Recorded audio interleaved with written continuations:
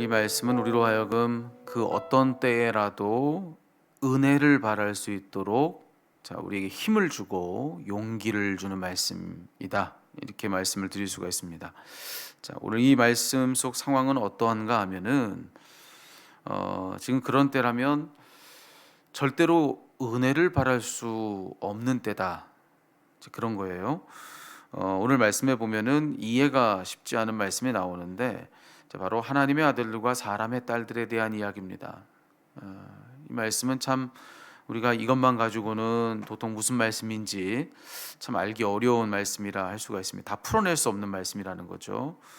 여기서 정확히 말하는 하나님의 아들들이 누구고 또 사람의 딸들은 누군지, 그들은 서로 정확히 어떻게 다른 것인지 여기에 대한 구체적인 설명이 없습니다. 그러니 오늘 이 말씀 우리가 다 헤아려 알 수가 없는 거죠. 그런데 그럼에도 불구하고 이 말씀이 우리들에게 들려주고자 하는 요점이 뭔가, 그건 너무나도 분명한 걸 볼 수가 있는데 2절을 보면 됩니다. 오늘 2절에 보면은 이렇게 되어 있죠. 하나님의 아들들이 사람의 딸들의 아름다움을 보고 자기들이 좋아하는 모든 여자를 아내로 삼는지라. 여기 이 구절은 정확히 뭘 떠오르게 하느냐면은 앞서서 아담과 하와가 불순종의 죄를 짓고 선악과를 따먹는 그런 그 대목을 우리로 하여금 떠오르게 합니다. 연상하게 하죠. 그 아담과 하와의 첫 번째 그 범죄 때에 성경이 사용한 언어를 우리가 주의 있게 살필 필요가 있는데요. 그때 뭐라고 했느냐면은 그들이 선악과를 볼 때 보기에 그들이 볼 때 보암직도 하고 먹음직도 했다, 이렇게 되어 있습니다. 하나님께서 그들에게 주신 에덴은 본래 어떤 곳이었느냐면은 하나님 보시기에 좋은 곳이거든요. 그러니까 창조의 매일매일 그 에덴이 지어졌던 그 매일매일의 성경의 선언은 뭐였냐? 하나님 보시기에 좋았더라. 매일매일 하나님 그 말씀을 하셨어요. 하나님 보시기에 좋았더라. 하나님 보시기에 좋았더라. 그래서 에덴은 어떤 곳이냐? 하나님 보시기에 좋은 곳. 에덴은 그런 곳입니다. 그 말을 통해서 우리가 유추해낼 수 있는 것은 뭐냐면은 에덴 곧 낙원인데요. 우리에게 허락된 낙원이 바로 에덴이죠. 우리에게 필요한 모든 것이 다 있는 가장 좋은 곳. 거기가 바로 에덴이라 할 수 있는데 그 에덴의 기쁨, 낙원의 기쁨을 누리는 것은 무엇을 통해서 가능하냐? 이렇게 정리할 수가 있는 것이죠. 우리가 하나님 보시기에 좋은 삶을 살 때, 그럴 때 가능하다. 그럴 때 누릴 수 있는 곳이 에덴이다. 왜요? 그곳은 하나님 보시기에 좋은 곳이니까. 그런 곳이 에덴이니 우리가 에덴의 기쁨을 누리는 방법은 하나님 보시기에 좋은 삶을 사는 것. 그게 에덴의 기쁨을 누리는 길이라고 하는 것이죠. 그런데 창세기는 또 우리에게 무엇을 일러주고 있느냐면은 무엇이 그 낙원의 기쁨을 파괴했냐는 거예요. 낙원의 기쁨은 하나님 보시기에 좋은 삶을 살 때에 가능한데, 그 낙원의 기쁨을 파괴한 것은 무엇이냐? 사람이 자기 보기에 좋은 삶을 살고자 했을 때, 그때 사람은 그 낙원의 기쁨을 상실하고 만다는 것입니다. 에덴의 그 기쁨을 파괴한 것은 그들이 지은 불순종의 죄 때문인데, 그것은 뭐라고 얘기했습니까? 자기 보기에 좋은 대로 행하지 않았습니까? 자기 보기에 보암직도 하고 먹음직도 하다고 먹지 말라 하신 열매를 따먹는 데서부터 이 낙원의 기쁨은 상실되는 거예요. 그런데 오늘 말씀을 보시자는 거죠. 오늘 우리는 하나님의 아들들이 누구고 또 사람의 딸들이 누군지 그거 다 설명할 수 없습니다. 하지만 여기서 보는 것은 또다시 낙원은 파괴되고 있다는 사실인 거죠. 하나님의 아들들은 지금 어떤 일을 했느냐? 그들은 또다시 자기들 보기에 좋은 선택을 하고 있는 것입니다. 그들이 사람의 딸들의 아름다움을 받고 자기들 보기에 좋은 여자를 아내로 삼았다, 이렇게 지금 말하고 있지 않습니까? 창세기의 언어를 그대로 여기 사용하고 있는 거예요. 그러니 여기서 이 말의 속뜻은 무엇이냐면 그들은 또다시 선악과를 따먹고 말았다라고 하는 그런 이야기를 들려주고 있는 것이죠. 그들은 여기서 또다시 에덴을 상실하고 있는 것입니다. 에덴의 기쁨은 더 철저하게 여기서 파괴되고 있다고 하는 것이죠. 이전에는 그저 누군가의 일이었습니다. 이렇게 에덴의 기쁨을 파괴하는 것, 자기 보기 좋은 대로 행함으로 이 에덴의 기쁨을 상실하는 것은요. 자, 그런데 여기서는 사람들입니다. 예, 사람들이 그렇게 그 자기 보기 좋은 대로 다들 그렇게 행해서 에덴의 기쁨은 집단적으로 또 상실되고 있는 그런 모습을 우리가 여기서 주목하고 있는 거죠. 자, 그런데 그 이후의 말씀을 보니까 죄의 역사, 우리로 하여금 에덴의 기쁨을 빼앗는 이 죄의 역사는 거기서 그치지 않는 것을 보는 겁니다.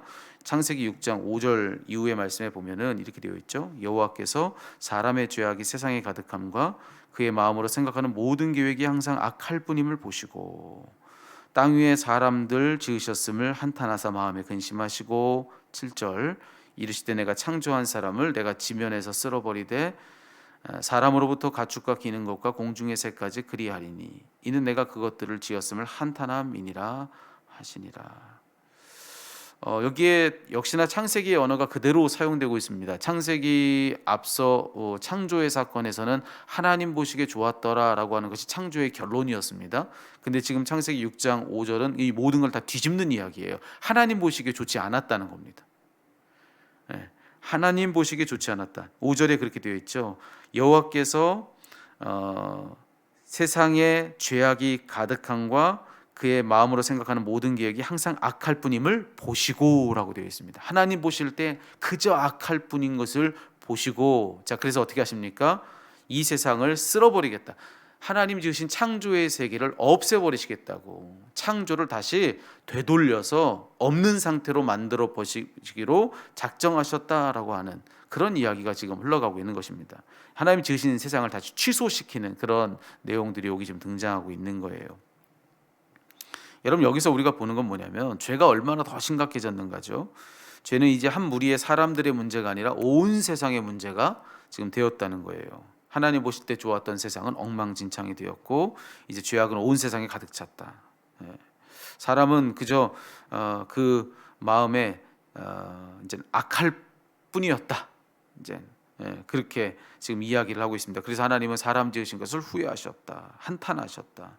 그래서 모든 것을 다 쓸어버리시겠다 하셨다. 자, 이런 게 지금 오늘 본문의 말씀인 겁니다. 그래서 제가 여러분과 함께 나누고 싶은 건 뭐냐면은, 자, 이런 상황 속에서 과연 사람이 하나님께 은혜를 기대할 수 있겠냐는 거예요. 이 지경인데 하나님께서 지은 세상을 두고서 이제 한탄하시고 후회하셨다는 거예요. 없애버리기로 하셨다는 겁니다. 이런 상황 속에서 과연 사람이 하나님께 은혜를 바랄 수 있는가? 여러분, 그런 상황이라면 우리는 은혜 바랄 수 없죠. 이런 지경에 어떻게 하나님께 은혜를 구합니까? 아무 말도 할 수 없는 그런 지경에 처한 거 아니겠습니까? 은혜는커녕 재앙만 가득하고 심판이 임박한 그런 상황 아니겠습니까? 아무라도 여러분, 이런 상황 속에서는 감히 은혜를 바랄 수 없는 거죠. 하지만 성경은 이런 얘기를 들려주고 있는 거예요. 하나님은 한탄하시는 중에도 은혜를 베푸시는 분이시다, 이겁니다. 오늘 이 말씀에 우리가 절대로 놓치지 말아야 될 것은, 여러분, 이 포인트를 정말로 우리는 놓치지 말아야 되는 거예요. 하나님은 한탄하시는 중에서라도 은혜를 베푸시는 분이시다라고 하는 것이죠. 8절, 그러나 노아는 은혜를 입었더라. 여러분, 절대로 은혜를 바랄 수 없는 중에서라도 하나님은 그런 중에 은혜를 베풀어 주시는 하나님이라는, 여러분, 이것을 오늘 잊지 않고 꼭 기억할 수 있는 여러분 되었으면 좋겠습니다. 여러분과 살다 보면 하나님의 은혜가 절실한데 그 은혜를 구하지 못할 때가 얼마나 많은지 몰라요. 때로는 죄책감이 문제가 되고요, 때로는 불신이 문제가 되고요, 뭐 여러 가지 이유로 정말 지금 내게 필요한 건 은혜인데, 지금 절박한데, 그런데도 그 은혜를 구하는 기도 한마디를 우리 입으로 내뱉지 못하는 때가 얼마나 많은지 몰라요. 상황이 어려우면 어려울수록 은혜 구하는 것이 더 쉽지가 않습니다. 여러분, 인생의 고난을 겪어본 분들은 다 공감하실 거예요. 너무나도 큰 고난이어서 그때 내게 은혜가 필요한데 하나님의 은혜 구하는 게 그런 때면 오히려 더 쉽지 않다라고 하는 거예요. 하나님, 날 도와주십시오. 하나님께 역사하십시오.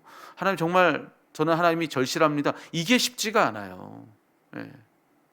그런데 여러분, 오늘 이 말씀을 기억하시자는 거죠. 하나님이 한탄하시는 거예요. 후회하시는 거예요. 다 없애버리겠다고 하시는 거예요. 여러분, 누가 이런 중에 은혜를 구할 수 있습니까? 그런데도 성경은 얘기해 주는 거예요. 그러나 노아는 은혜를 입었더라. 하나님은 그런 중에도 은혜를 베풀어 주시는 하나님이시라고 하는 것이죠. 여러분, 이런 중에서도 은혜를 베풀어 주시는 하나님이시라고 한다면 우리의 그 어떤 상황 속에서도 은혜 베풀어 주시는 하나님이시라는 거, 우리가 그거 믿을 수 있다라고 하는 것이죠. 그래서 오늘 히브리서의 이 말씀을 우리는 더 힘있게 붙들 수 있게 되는 것입니다. 히브리서 4장 16절의 말씀. 그러므로 우리는 긍휼하심을 받고 때에 따라 돕는 은혜를 얻기 위하여 은혜의 보좌 앞에 담대히 나아갈 것이니라. 하나님의 은혜의 보좌 앞에 우리 담대히 나아갈 수 있다는 거예요. 하나님의 긍휼을 구할 수 있고 때를 따라 돕는 은혜를 우리가 얻을 수 있다는 것입니다. 그럼 그거 당당히 그럴 수 있는 일이라고 그렇게 이 성경 기자는 우리들에게 이야기를 들려주고 있는 것이죠. 여러분, 이 말씀을 오늘 더 힘있게 붙들고 돌아갈 수 있는 그런 저와 여러분 되었으면 좋겠습니다. 여러분, 이 지경에도 은혜를 받을 수 있었다면 여러분, 우리가 은혜 받지 못할 상황이라는 건 없는 겁니다. 우리가 정말 하나님의 은혜를 구하지 못할 상황이라는 건 없는 거예요. 그 어떤 이유로도 하나님의 은혜를 구할 수 없게 만드는 논리가 우리 안에 있다면 그런 생각이나 그런 마음이나 그런 소리가 들리거나 여러분, 뭐가 됐든지 간에 그게 아무리 거룩한 이유고 아무리 그럴싸한 이유고 아무리 설득될 만한 무엇이라 할지라도 여러분, 결론이 우리로 하여금 하나님의 은혜를 구하지 못하게 하는 것이라고 한다면 여러분, 그 절대로 하나님의 성령께서 우리에게 주시는 그런 감동이 아니라는 것을 꼭 잊지 않고 기억할 수 있는 여러분 되기를 간절히 소망합니다. 언제나 성경의 결론은 무엇이냐? 그 어떤 때야라도 우리는 은혜를 구할 수 있다는 사실이에요. 더는 은혜가 없다고 생각되는 그 마지막 지점에서도 은혜를 구할 수 있다는 겁니다. 그때도 하나님은 우리에게 은혜를 베풀어 주시는 하나님이시다. 여러분, 세상의 끝 아닙니까? 멸망 아닙니까? 더는 희망 없는 정말 절망 중에 절망 아니겠습니까? 이 흑암 같은 어둠 속에서도 하나님은 은혜를 베풀어 주시는 하나님이시다. 사람의 논리는 그래요. 아니, 이 지경인데 한 사람이 은혜 받는 것, 그걸로 뭘 할 수 있습니까? 은혜 받아도 소용없습니다. 아니에요. 하나님은 그때에도 은혜를 주시고 그 은혜로 말미암아서 세상을 바꾸어내시는, 모든 상황을 뒤집으시는 그런 하나님이신 것을 우리는 꼭 믿어야 된다는 것입니다. 저는 바라기는 오늘 이 새벽에 이 자리에 나오신 여러분들이 바로 오늘 이 노아와 같기를 간절히 소망합니다. 그러나 노아는 은혜를 입는 것입니다. 그러나 노아는 은혜를 입어요. 여러분, 이 시간에 그 어떤 상황 중에서라도 그러나 여러분은 은혜를 입는 사람들 되기를 바랍니다. 여러분, 거기에 소망이 있는 것입니다. 예수 믿음은 바로 그 소망을 믿는 것입니다. 구체적인 언어로 자꾸 예수 믿는다는 게 뭔지를 우리 자꾸 우리 스스로에게 새길 필요가 있어요. 그냥 추상적인 어떤 언어 안에 예수 믿는다는 의미를 가둬놓고선 내 삶의 구체적인 현장에서 그 예수님의 능력을 모른 채 살아가는 것, 여러분, 그것이 제일 큰 비극입니다.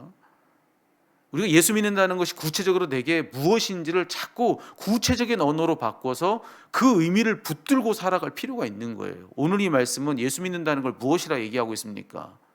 은혜를 구할 수 없는 중에서도 은혜를 구할 수 있는 것. 여러분, 그것이 예수 믿는다는 것의 의미인 것입니다. 그것이 죽은 지 사흘 만에 그 죽음을 깨치고 우리 주님 다시 사셨다는 말에 또 다른 의미라는 거예요. 죽음도 깨치시는 분. 여러분, 오늘 이 말씀이 우리들에게 바로 그것을 일러주고 있다는 사실이죠. 여러분, 우리는 어느 때라도 은혜의 보좌 앞에 담대히 나아갈 수 있습니다. 왜냐하면 은혜 주시는 분이 그런 분이시기 때문에. 여러분, 오늘 이 아침에 이 사실을 기억하시고 모든 허탄한 신화를 떨쳐버리고 여러분, 모든 때에 하나님의 은혜를 힘있게 구하며 나아가는 여러분 되시기를 살아계신 우리 주님의 이름으로 축복합니다.